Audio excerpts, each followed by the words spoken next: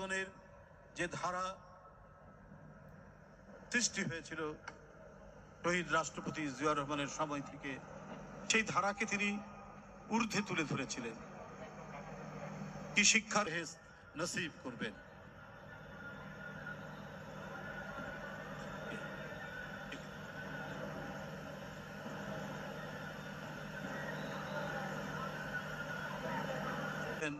এবং লড়াইয়ে বিজয় না হওয়া পর্যন্ত তিনি অবিরাম কাজ করে গেছেন।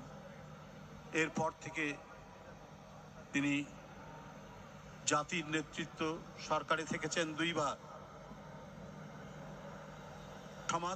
বাংলাদেশের রাজনৈতিক যে অবস্থান বা যে ভূমিকা, সেই জায়গায় তিনি একজন শক্তিশালী নেতা হিসেবে আবির্ভূত হয়েছিলেন এবং তিনি বাংলাদেশের যেমন প্রথম নারী প্রধানমন্ত্রী, তেমনি এই